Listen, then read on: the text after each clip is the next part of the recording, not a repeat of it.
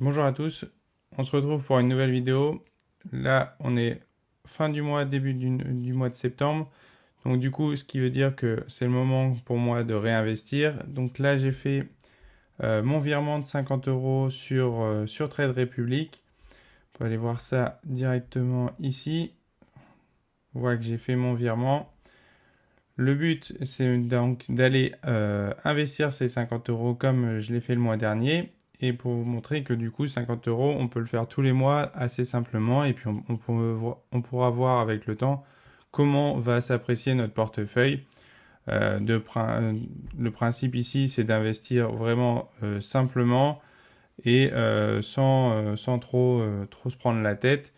Le principe, c'est d'aller vérifier que notre ETF sur lequel on va investir remplit les critères que je vous ai déjà expliqué auparavant, qui est d'avoir un ETF avec un fonds important, avec un historique qui est conséquent, sur une performance qui est au-dessus de son indice de référence et qui soit est accumulant, soit distribuant, suivant votre profil ou suivant ce que vous préférez. Donc pour rappel, accumulant, ça veut dire que l'ETF ne va pas sortir de dividendes, il va les réintégrer directement à l'intérieur pour faire fructifier.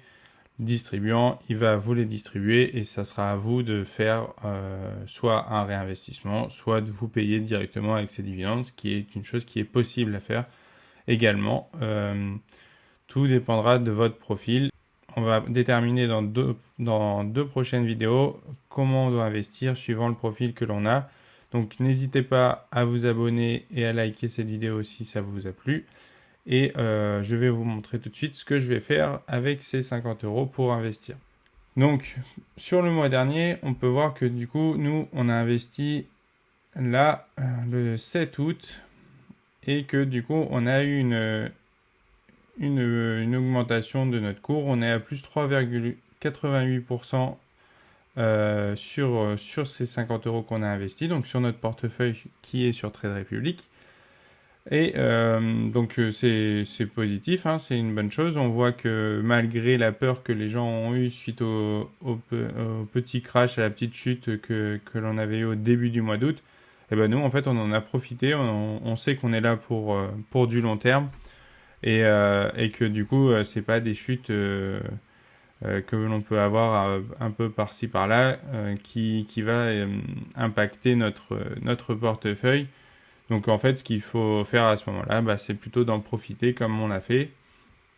Donc je préfère préciser que tout ce que je montre ici, ce n'est pas un conseil en investissement, c'est simplement pour vous ouvrir l'esprit sur l'éducation financière, sur le principe de l'investissement en bourse par le biais d'ETF ou d'actions, ou même dans d'autres principes d'investissement. Le but, c'est que je vous ouvre l'esprit sur ça, que vous puissiez ensuite poser vos questions et prendre vos propres décisions parce que vous aurez votre éducation financière qui aura évolué avec le temps. Donc moi, ce que j'ai fait, c'est que je me suis mis des ETF en favori.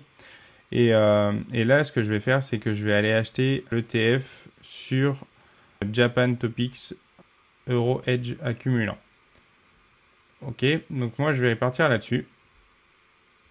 Donc si on peut regarder un petit peu, donc forcément on va aller chercher des entreprises Japan.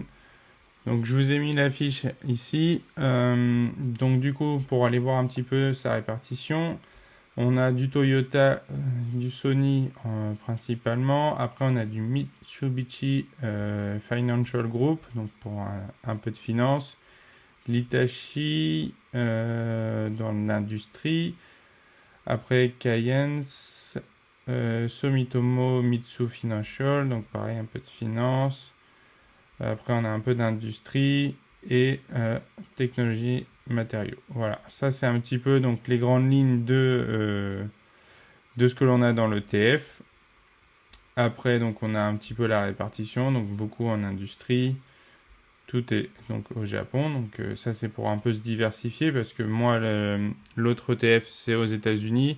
Donc là, je pourrais me diversifier un petit peu et ne pas rester que aux États-Unis. Donc c'est aussi un peu le but de ces ETF-là, c'est que au lieu d'aller chercher entreprise par entreprise, si c'est pas ce que vous préférez, on peut aller plus rapidement dans la diversification en allant chercher par plutôt secteur, région ou même directement par des secteurs d'entreprise tels que l'industrie, les biens de consommation, la finance, etc., etc.